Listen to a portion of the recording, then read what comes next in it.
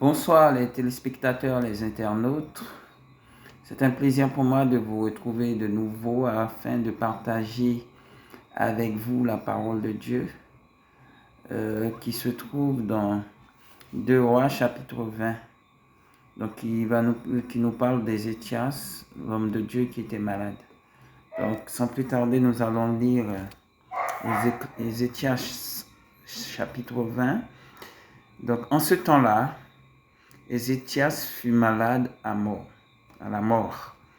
Le prophète Ésaïe, fils d'Amon, vint auprès de lui et lui dit: Ainsi parle l'Éternel, donne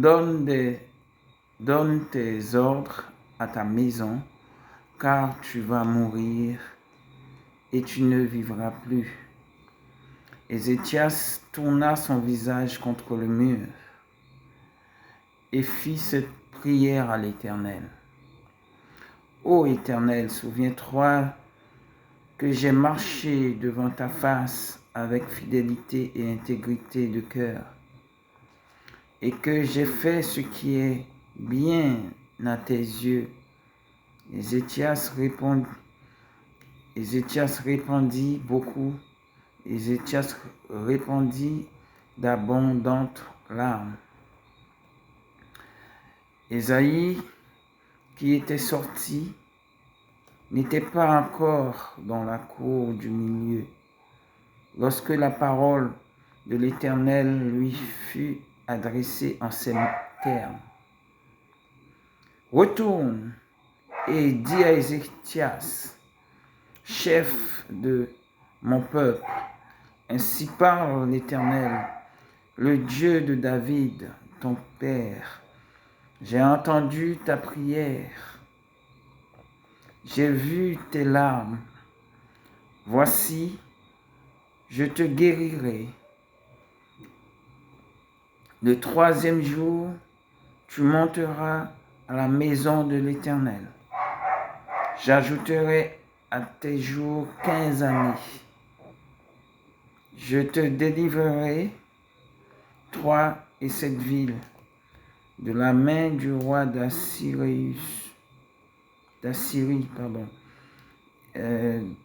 la main du roi d'Assyrie. Je protégerai cette ville à cause de moi et à cause de David, mon serviteur. Donc nous allons nous arrêter là. Effectivement, donc Ézéchias, c'est un serviteur de Dieu qui a marché droit devant l'Éternel, qui faisait la volonté de Dieu, ce que Dieu lui demandait de faire. Donc il est arrivé qu'Ézéchias est tombé malade d'une grave maladie et que l'Éternel lui a annoncé qu'il devait mourir, qu'il va mourir. Bien souvent, nous pouvons voir dans ce monde, bien souvent, nous avons des amis, des frères et des sœurs, la famille et bien d'autres personnes que nous connaissons. Nous les connaissons et nous parlons avec eux. Et d'un moment à l'autre, nous entendons que cette personne n'est plus. Et nous nous posons beaucoup de questions. Nous nous disons que hier, nous avons parlé avec cette personne n'est plus. Donc la mort n'avertit pas, la mort bien souvent frappe à nos portes, dans la famille, que ce soit dans la famille, que ce soit dans la famille des proches, que ce soit dans la famille des gens que nous connaissons, des amis ou autres. La mort n'avertit pas, même bien que la personne soit malade. Bien souvent, la personne peut être gravement malade, mais la personne ne sait pas quand est-ce qu'elle va mourir, quel jour. Nous voyons à travers ces écritures, Dieu a averti son serviteur Ézéchias qui va mourir.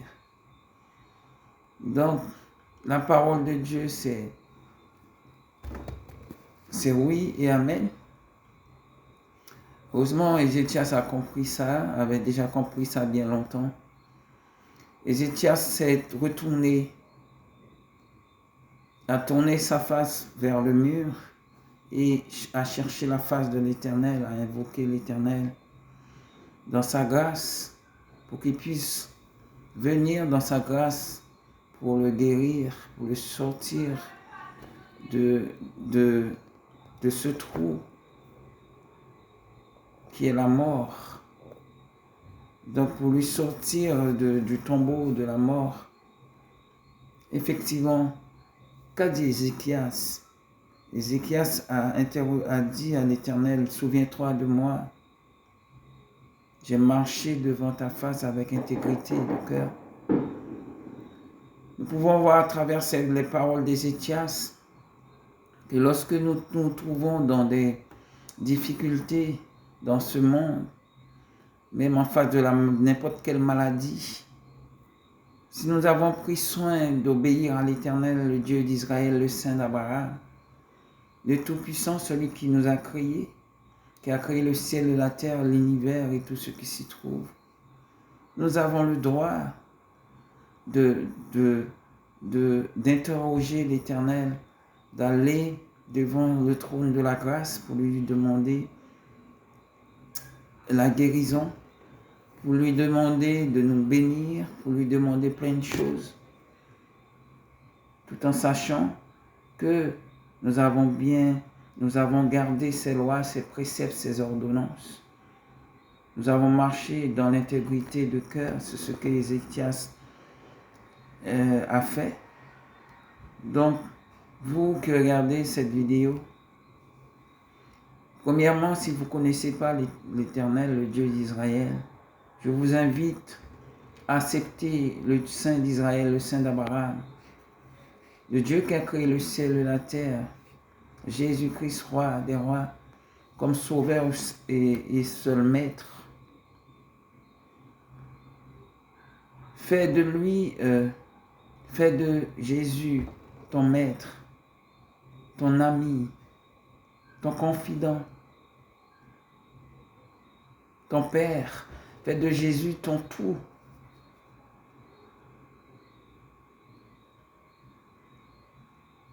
Comme ça, si vous faites de Jésus votre confident, votre Père,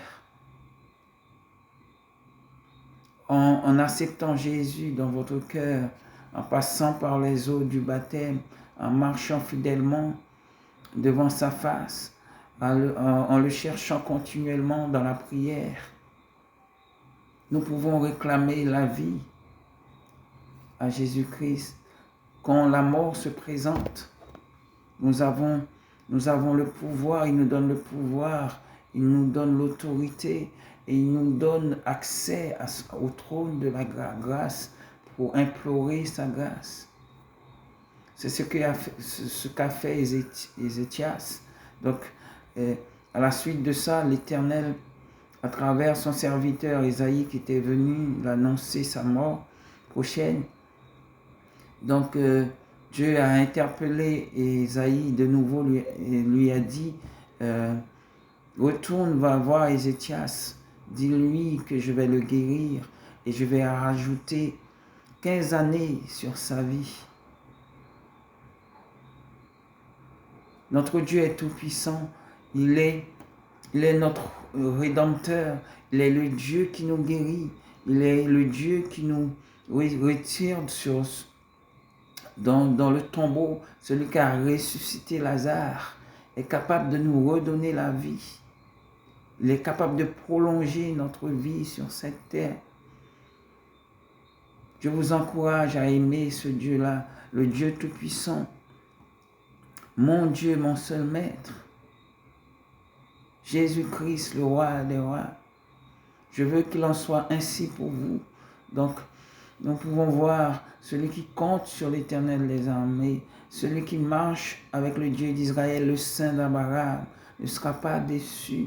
Lorsque tout paraît noir, lorsque la mort vient pour frapper, et Et celui qui connaît l'Éternel, qui obéit à la voix de l'Éternel, a le pouvoir sur la mort. Car le Dieu que nous servons a le pouvoir sur la mort, d'arrêter la mort, de le stopper. Car il est tout puissant. Et lui, Jésus-Christ, la mort n'a pas pu le retenir dans le tombeau. Car il est Dieu, il a vaincu la mort, il est ressuscité le 3e jour. Ainsi que chaque personne nous qui sommes les serviteurs de l'Éternel des armées, nous qui marchons dans la droiture avec lui, le diable ne peut pas nous détruire. Nous avons aussi le pouvoir sur la mort. Je vous encourage, chers téléspectateurs, à marcher avec l'Éternel des armées, à le confier votre vie entièrement dans l'obéissance. C'est tout à notre avantage de suivre l'Éternel des armées qui nous donne la vie. Il est le chemin, la vérité et la vie. Et nul ne vient au Père que par lui, Jésus-Christ, le roi des rois. Donc à travers cette parole qui nous fortifie, nous trouvons une source de vie à travers la parole de l'Éternel, à travers l'obéissance à sa parole. Nous trouvons la source de vie qui nous permet de rester en vie. Je pourrais prendre l'exemple d'un Américain qui était extrêmement riche, un milliardaire. Cet homme extrêmement riche, un milliardaire qui ne connaissait pas l'Éternel, le Dieu d'Israël, le Saint d'Abraham, mais son Dieu, c'était son argent. Et l'argent ne peut pas donner la vie. Cet homme était atteint d'une maladie très grave, qui était le cancer. Le cancer était devenu incontrôlable et touchait tous ses organes de vie. Cet homme était arrivé en fin de vie. Ce qu'il lui disait, il proclamait partout, trouvez-lui un médecin qui serait capable de le guérir. Il allait partager avec ce médecin qui finalement pouvait le guérir. Les milliards de dollars qu'il avait, il était prêt à donner la moitié de ces milliards. Mais c'était impossible. Aucun médecin ne pouvait le guérir, sinon Dieu. Si cet homme connaissait Dieu comme connaissait Ézéchias, il suffisait simplement de crier à Dieu.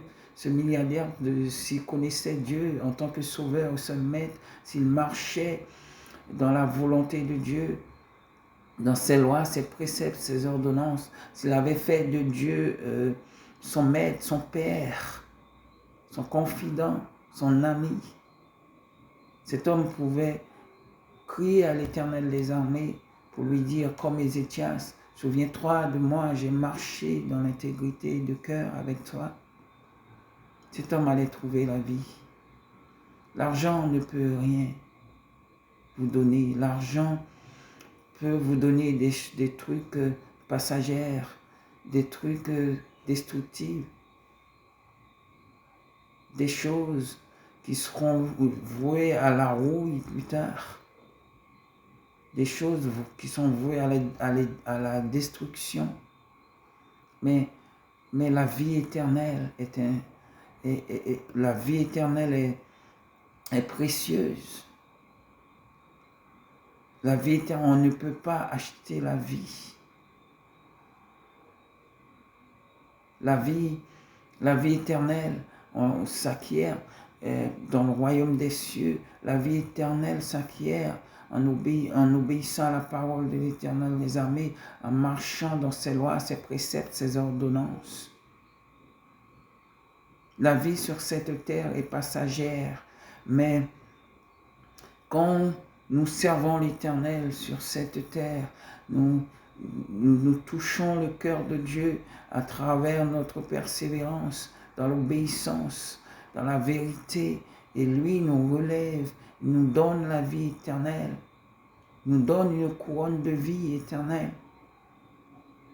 Je vous encourage, téléspectateurs, vous les internautes qui ne connaissent pas encore le Dieu d'Israël. Je vous encourage à chercher sa face, à marcher dans l'intégrité de cœur avec le Dieu d'Israël, le Saint d'Abraham, le Tout-Puissant, celui qui a tout pouvoir, celui qui a le pouvoir de nous délivrer de la mort et de tout piège démoniaque. Nous sommes, nous les chrétiens, nous qui sommes chrétiens sauvés par la grâce, par le moyen de la foi, nous sommes immortels. Notre esprit, notre âme vivra bien que notre corps charnel retourne dans la poussière. Mais notre esprit, notre corps, notre esprit, notre âme reviendra à l'Éternel des armées et vivront éternellement. C'est ce que Dieu nous promet. Promet à ses serviteurs qui marchent dans l'intégrité de cœur. Que le nom du Dieu d'Abraham soit exalté, soit loué pour sa fidélité, pour son amour, pour sa protection divine. Je vous encourage, vous qui regardez cette vidéo, je vous encourage à garder la foi, à marcher de victoire en victoire, de gloire en gloire, à rester à vous accrocher à la parole qui est la source de vie. Et vous qui ne connaissez pas encore le Dieu d'Israël, vous qui n'avez pas encore fait la paix avec le Saint d'Abraham, le Dieu des dieux, le Seigneur des seigneurs, je vous invite à l'accepter dans votre cœur et à retrouver la vie. Retrouver la vie qui est la vie éternelle. Je vous aime et que le Dieu d'Israël, dans son amour, vous attire près de lui et qu'il vous donne sa grâce. Soyez bénis. Amen. Alléluia.